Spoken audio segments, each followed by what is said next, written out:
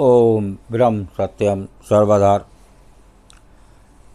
आज 9 सत कहते हैं, 9 7 16 श्रृंगार, 9 सत साचय सुंदरी।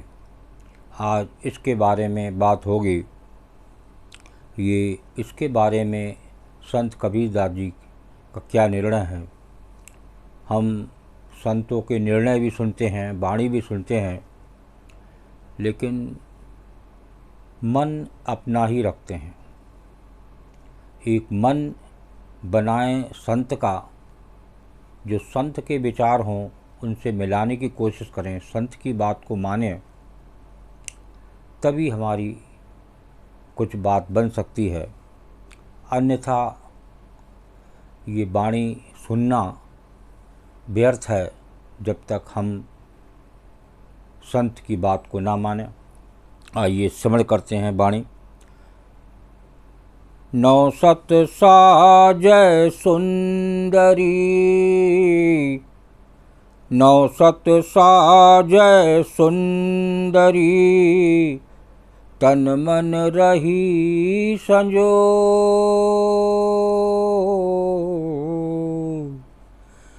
पिए के मन माने नहीं, पिए के मन माने नहीं, बिंडब किए क्या हो कबीरा, बिंडब किए क्या हो। 9 सत साजय सुंदरी, तन मन रही संजोए, पिए के मन माने नहीं, बिंडब किए क्या होए। 9 सत के बारे में संत ने लिखा है 16 श्रृंगार, 9 7 16। जो सुंदरी 16 श्रृंगार करती है पर अपने को पति से अलग रखती है, पिए की मन को मानती नहीं है, फिर इस श्रृंगार का क्या लाभ।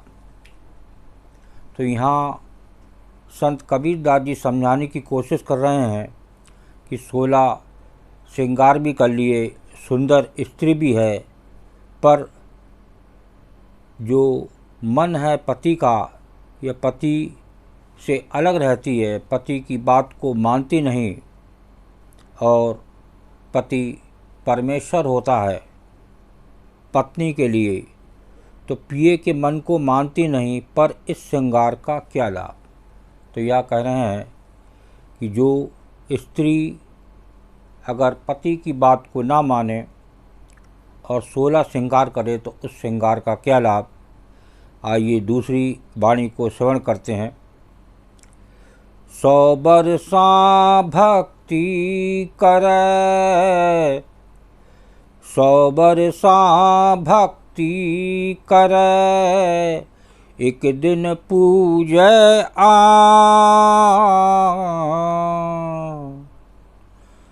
सो अपराधी आत्मा, सो अपराधी आत्मा, पड़े 84 खान कबीरा, पड़े 84 खान।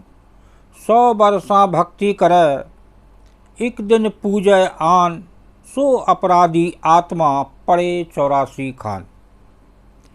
जो 100 वर्षों तक प्रभु की भक्ति करे और एक दिन किसी और को पूजे, तो वो अपराधी आत्मा 84 योनि का दुख भोगती है। देखिए, 100 अपराधी आत्मा, पड़े 84 खान। तो वो 84 योनि में दुख भोगती है, 100 बरस तक किसी और को, और फिर बार बार बदल के कभी किसी देवता को, जो आजकल संसार की दौड़ चल रही है कि साहब वो देवी के करने से मनोकामना पूरी हो जाती है, आज हम उसकी पूजा करें। वो साहब चढ़ा बहुत ही सच्चा है, उसकी पूजा करें तो सब मनोकामना पूरी हो जाती है। तो एक कामना में जीव जल रहा है। तो यहाँ गुरुदेव की एक वाणी भी बयान कर रही है, कामना रूपी अगन में जीव जले दिन रात,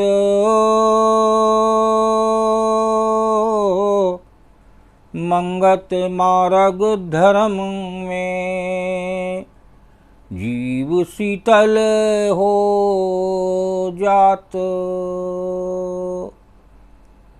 देखिए, ये कामना है, ये जीव इसमें जलता है और एक कामना इस शरीर को छोड़ते समय दूसरे शरीर का जन्म लेती है।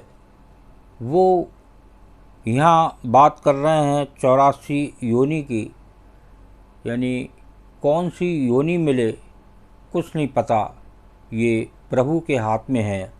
जैसा आपने करा है, जैसे आपके कर्म होंगे, उसी हिसाब से आपकी योनि बुक होगी। तो आइए एक और वाणी को श्रवण करते हैं, ये क्या संदेश दे रही है। कामी तर क्रोधी तर, कामी तर क्रोधी तर, लोभी तर अनंत,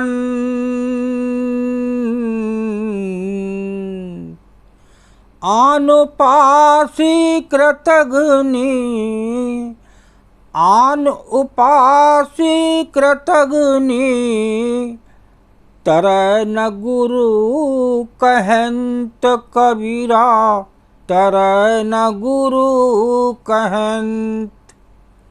कामी तर क्रोधी तरह, लोभी तरह अनंत, आन उपासी कृतघ्नि, तरह न गुरु कहंत।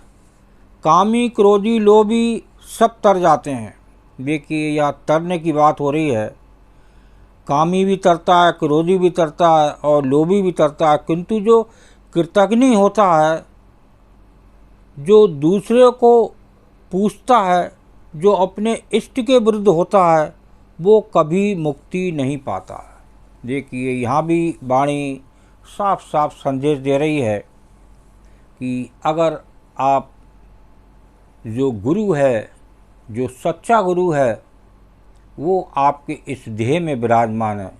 और ये वाणी साफ साफ संदेश दे रही है, सतगुरु तो अंतर रमे,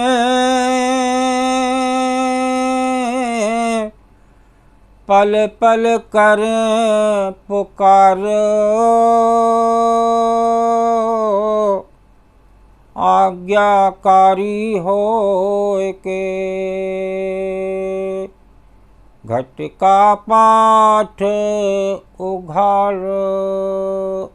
देखिए, ये पूर्ण गुरुदेव की वाणी है और ये भगवान कृष्ण ने भी कहा था गीता में अर्जुन से कि मैं आत्मा हूँ, मुझे अपनी आत्मा में देखो, मुझे अंदर देखो। ये बात भगवान कृष्ण की भी थी और ये बात महात्मा मंगत राम जी पूर्ण गुरुदेव की भी है कि वो सतगुरु तुम्हारे अंदर हैं। वो गुरु को छोड़कर किसी को बार बार आप किसी और को पूजें तो वहाँ मुक्ति नहीं पाता। देखिए, साफ साफ वाणी एक बार फिर सुन करें, कामी क्रोधी लोभी सब तर जाते हैं, किंतु जो कृतघ्नि होता है, जो दूसरे को पूछता है, जो अपने इष्ट के विरुद्ध होता है, वो कभी मुक्ति नहीं पाता, कभी उसकी मुक्ति नहीं होती। तो एक प्रभु, जो संसार में एक प्रभु हैं और जो गुरु हैं, जो आपकी देह में निवास कर रहे हैं, उनको पूजने की बात हो रही है।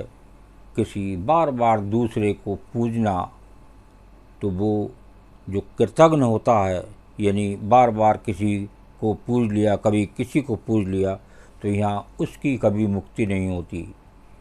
ओम ब्रह्म सत्यम सर्वदा। दास की कबीर वाणी अच्छी लगी हो तो ज़रूर शेयर करें, ताकि और भी लोग इसका आनंद लें और एक गुरु की बात को मानें। गुरु ही आपको पार लगाने वाला है। कोई इस दुनिया में पार लगाने वाला नहीं, वही प्रभु, वही गुरु। ओम ब्रह्म सत्यम सर्वदा।